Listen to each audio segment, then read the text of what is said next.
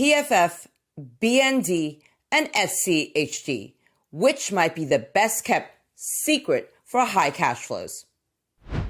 Hello, Diamond NestEgg members, super savers, and course fans. I hope you're healthy and well. As we've been discussing on this channel, preferred equity, also known as preferred stock, preferred shares, or just simply preferreds. They can provide investors a relatively high and predictable income stream via qualified dividends that may be taxed at the generally lower long-term capital gains rates versus the full marginal income tax rates. No surprise then that some of you in our community have already added preferreds or are tempted to add some to your portfolio. And one of the top questions we've gotten recently is this: given the current volatility in the market, how do preferred equity funds compare to bond funds and dividend funds in terms of performance, cash flow, and predictability? Remember that preferred shares rank before common equity, but behind bonds in a company's capital hierarchy, and that preferred dividends, like ordinary dividends, are not guaranteed. So it's not really an apples to apples comparison. But with that in mind, here are the three topics that we're covering today. 1. How are some popular funds building high and predictable income streams from preferred stock, bonds, and common equity? 2. What is the track record of these funds? And 3. How reliable were the cash payouts in the past? And what's our personal perspective? And specifically, today we'll be covering 3 funds that are frequently talked about in our community. The preferred equity fund will be iShares Preferred and Income Securities ETF, PFF. The bond fund will be Vanguard's Total Bond Market ETF, BND. And the dividend fund will be Schwab's U.S. Dividend Equity ETF, SCHD. Drop a comment below and let me, Marcus, and the community know. Do you own any PFF, BND, or SCHD in your portfolio? And if yes, what's your experience been so far? Let's dive in now, folks. How are some popular funds building high and predictable income streams from preferred stock, bonds, and common equity? Here is an overview of PFF, BND, and SCHD. In this column, we have the fund name, and in this one, the fund ticker. And in the next columns, we have the fund's total assets, expense ratio, date of establishment, dividend frequency per year, and the price per share at the time of this taping on May 21st, 2026. And let's start with BlackRock's iShares Preferred and Income Securities ETF, ticker PFF, with total assets of $14 billion. This $14 billion in assets make PFF the largest preferred equity fund on the market by a margin. PFF has more than 2 times the assets of its second place competitor, First Trust's Preferred Securities and Income ETF, ticker FPE. For today's fund comparison, though, against Vanguard's extra large bond fund, BND, and Schwab's popular dividend fund, SCHD, the same $14 billion in assets makes PFF the smallest fund on our list, which makes sense really because remember, the preferred market is relatively small. It's only about 1% of the size of the overall stock or bond market. This also means that the preferred market is less liquid and transaction costs within the preferred market are sometimes higher. This is reflected in this expense ratio of 45 basis points for PFF, the highest on our comparison list. And if you need a refresher on preferreds, please refer back to these recent videos here from Marcus, linked below for your convenience. VIP Investment Club members, please refer back to the member videos here for an even deeper dive into preferreds and the top preferred ETFs on the market. PFF was established in 2007 and pays dividends 12 times per year, so monthly. And here is its latest price per share at the time of this taping on May 21st, 2026, $31.02.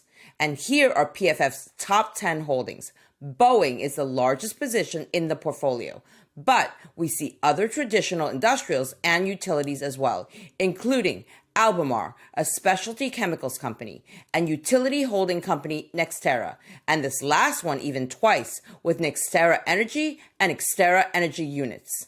under industrials, we can also find some well-known tech companies, including Oracle, Hewlett-Packard, and Microchip Technology, an Arizona-based designer and manufacturer of semiconductors. We also see some financial companies, which are the largest issuers of preferreds after all, including Wells Fargo, Bank of America, and Citigroup. That said, this top 10 list also shows about $340 million of MSTR, which is pretty much 2.5% of the portfolio. MSTR is the company formerly known as MicroStrategy, but is now known as simply just Strategy Inc., and it defines itself as a Bitcoin treasury company. Strategy has very limited operational business, as we explained in this previous video here, also linked below for your convenience. This gives it a bit of a different underlying risk profile from the other names on the list, which have an operational business. Strategy Inc. holds a B- rating from S&P at the time of this taping on May 21st, 2026. PFF's portfolio tracks an index and doesn't have much choice as to which names to include in its portfolio, I guess. So, that was PFF. Let's keep going now with our bond fund for today's comparison.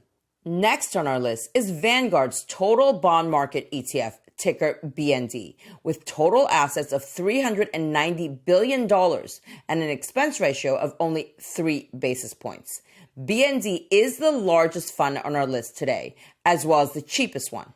BND tracks the entire taxable investment-grade U.S. bond market, excluding inflation-protected bonds, and it does so by owning more than 11,000 bonds. You almost can't get more diversified than that. More than 2/3 of BND's portfolio have U.S. government credit ratings, including treasuries, agencies, and government mortgage-backed bonds from the likes of Fannie Mae and Freddie Mac. The private sector is all investment-grade, although predominantly in the lower single A and triple B rating bands. BND was also established in 2007 and pays a dividend every month, just like PFF. And here is BND's share price at the time of this taping, $72.74. And our third fund for today's comparison is Schwab's U.S. Dividend ETF, ticker SCHD, with $93 billion in total assets and an expense ratio of 6 basis points. SCHD invests in common equity, regular shares, but tries to select firms whose dividends are of a high quality and sustainable.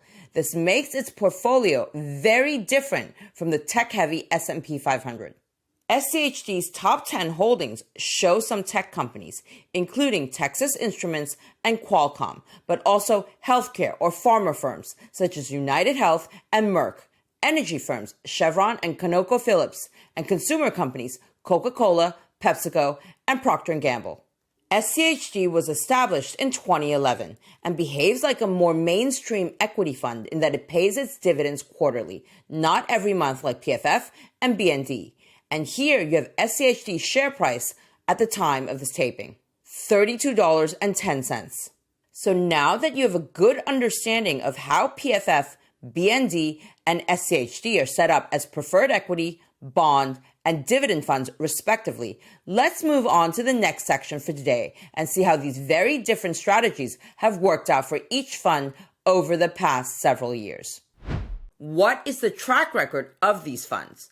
This table walks through the historical performance of PFF, BND, and SCHD. As before, in this column, we have the fund name, and in this one, we have the ticker. And in this section, we have the fund's trailing total return on an annualized basis for year to date, over a 3-year period, a 5-year period, and a 10-year period. The trailing total return tracks what an investor would have made on an annualized basis from both distributions as well as share price movements, meaning dividends plus capital gains or losses, had he or she invested at the beginning of this year, 3, 5, or 10 years ago. The next columns show the 30-day SEC yield and the trailing 12-month distribution yield, also known as the TTM yield, per Morningstar. Both distribution yields measure annualized cash distributions divided by the share price at the end of the last observation period. The only difference is that the 30-day SEC yield, as the name implies, takes the payouts, essentially the dividends, from the last 30 days and annualizes them, while the TTM yield uses the actual distributions over the past 12 months. And in the last column, we show the percentage of the fund's distributions that were classified as qualified dividends for taxation purposes in 2025. Qualified dividends, like the type that are often paid out on common or preferred equity, may be taxed at the usually lower long-term capital gains tax rates and not at the full marginal income tax rates that apply to both non-qualified dividends and interest payments. Please keep in mind that we're not tax advisors at Diamond NestEgg. Always consult with your trusted tax advisor for your specific situation. And again, all the data in this table is as of the time of this taping per May 21st, 2026, and past performance is not indicative of future results or outcomes. So let's start with iShares Preferred and Income Securities ETF, PFF again. It had an annualized trailing total return year-to-date of a modest 2.08%. And if we look back a bit further, we can see that total returns have been volatile. 7.63% for the past 3 years, 1.58% for the past 5 years, and 3.4% for the past 10 years. That said, the distribution yield, the actual cash paid out to the investor, may look attractive with an SEC yield of 6.28% and a TTM yield of 5.65%. Remember that these trailing total returns are composed of the distribution yield plus any capital gains or losses. So when the distribution yield is higher than the total trailing return, as has been the case so far year to date, this can only mean that PFF's share price must have gone down for the year so far, as indeed it has, by about 2%. Let's see now how the track record of Vanguard's Total Bond Market ETF, BND, and Schwab's U.S. Dividend Equity ETF, SCHD, compare with that of PFF. When it comes to trailing total returns, the winner is SCHD with a 10-year trailing total return of 12.96% versus only 3.4% for PFF and 1.62% for BND. And the picture is similar for the other observation periods here as well. This shouldn't really come as a surprise though, given that SCHD, despite its dividend twist, is at its core an equity fund. So it still participates in the growth and capital gains upside that common shares offer. Whereas both PFF and BND are really designed to generate income, higher cash distributions, and are not so concerned about capital growth. We see this when we look at the distribution yield for each fund. Here, PFF has the strongest track record with an SEC yield of 6.28% and a TTM distribution yield of 5.65%, as we just mentioned. BND is second in this comparison, with 4.46% and 3.93% respectively, while SCHD had the lowest cash distributions, only 3.33% and 3.29% respectively. If you're holding these funds in a taxable account, though, the after-tax perspective may still modify the picture a bit. PFF and SCHD may both benefit from lower long-term capital gains tax rates. 66% of PFF's dividends and 98% of SCHD's dividends were qualified in 2025. BND as a bond fund, on the other hand, will not show any qualified dividends, but will have all payouts taxed at the less advantageous full marginal income tax rates at the federal level. That said, 44% of BND's distributions in 2025 were from treasuries and other bonds that may be exempt from state and local taxation. So, depending on your personal situation and or state of residence, the percentage of qualified dividends and or of distributions that may be exempt from state and local taxation may make a difference, or not. But we think we may still summarize our analysis by saying that SCHD leads in terms of long-term total returns, while PFF has the highest cash distribution yields, and BND is somewhere in the middle, so to speak. So, if building an extra income stream is what you're looking for, you may want to take a closer look at PFF, which leads us to the next section of today's video. How reliable were the cash payouts in the past, and what's our personal perspective? Dividends on equity are not guaranteed, neither the common dividends from SCHD nor the preferred dividends from PFF. Preferred shares are also ranked behind bonds in the capital hierarchy, as we mentioned towards the beginning of this video. So there is still the lingering question of how stable and reliable the dividends from a preferred equity fund like PFF might be. Was this 6.28% SEC yield and this 5.65% 12-month distribution yield for PFF perhaps just a fluke? This chart shows the dividend payouts from our three funds over the 10 years from 2016 to 2025. These are absolute amounts, so dollars, not percentages of the share price, like with the distribution yields and total returns we discussed earlier. However, it should give you a first feeling for how stable the distributions have been historically. The blue line is PFF, the red line is BND, and the yellow line is SCHD. So, at a first glance, we can see that the red line for the interest payments from BND's bonds looks more volatile. It has more ups and downs than the blue line for the preferred dividend payments from PFF. And this was true even during COVID, where BND's payout showed a larger dip in 2021 than PFF's. And when we ran the numbers, they confirmed the first impression from the graph. While BND's dividends showed a standard deviation of 17% on average over the past 10 years, it was only 7% for PFF. In our minds, a good part of the explanation is that the issuers of preferred shares, and in particular, large investment-grade firms, often try to pay their dividends fully and regularly for as long as they can, even through market turbulence. Despite the right to do so at the issuer's discretion, preferred dividends seem to be suspended mostly only when the issuer runs into really deep financial trouble, which may be a situation, by the way, when bonds may not feel that safe either. Nonetheless, in the grand scheme of things, we might still say that both PFF's preferred dividends and BND's interest distributions were more or less stable over the past 10 years, with some ups and downs according to the interest rate and business cycle. SCHD's distributions, though, followed a different pattern. They essentially kept growing every single year from 42 cents per share in 2016 to $1.05 per share in 2025.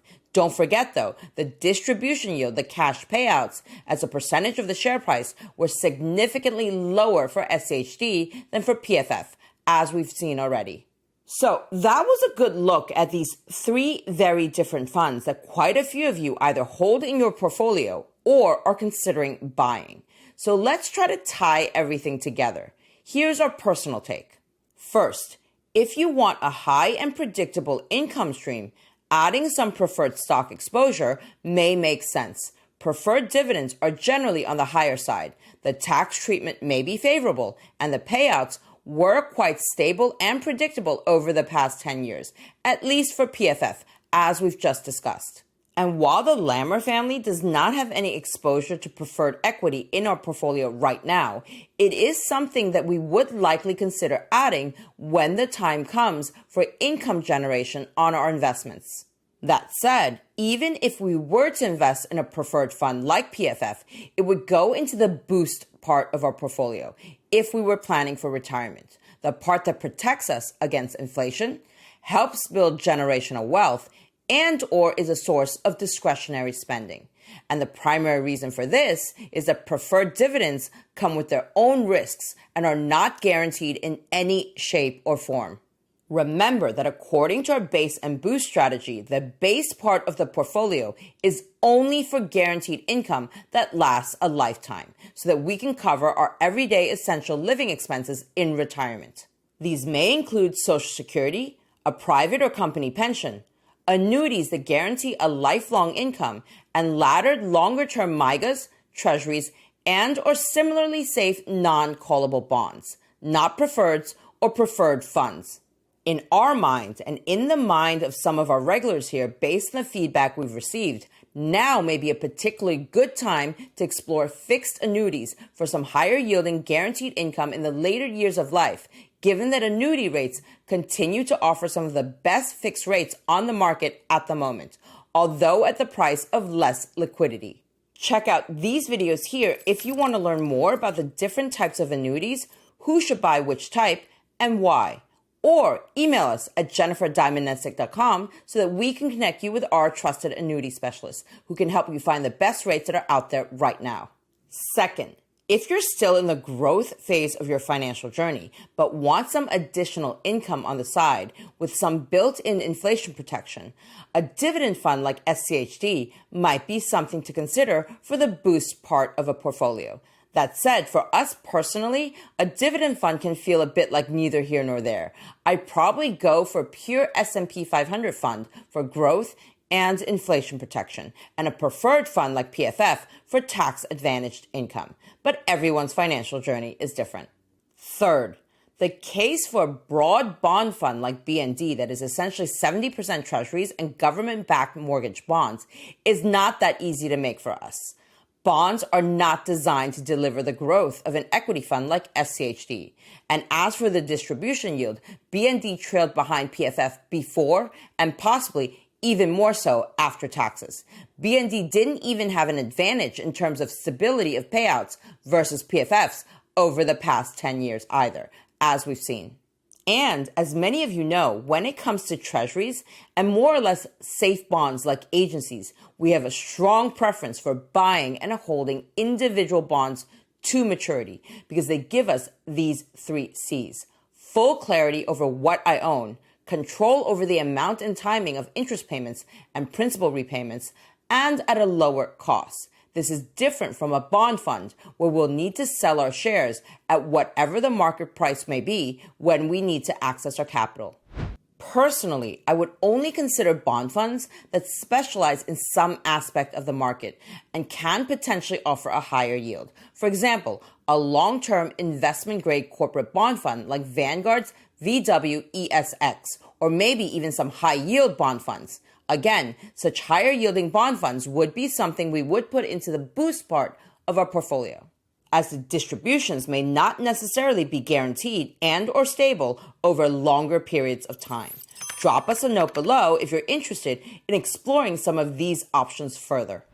But let's wrap up now. If you're tempted to dig a bit deeper into preferred stock for yourself, keep in mind that past performance is not indicative of future results or outcomes. We used PFF as a preferred equity fund example today, given that it is the largest one on the market at the moment. Plus, quite a few of our VIP Investment Club members have asked about it. But there are certainly many different flavors of preferreds, as Marcus likes to call it. Again, VIP Investment Club members, please refer back to the member videos here for a refresher on preferreds and the top preferred ETFs on the market. All right, Diamond NestEgg members, super savers, and course fans, I hope you enjoyed this video and learned something new. And see you again very soon with more brand new wealth building content for your financial journey.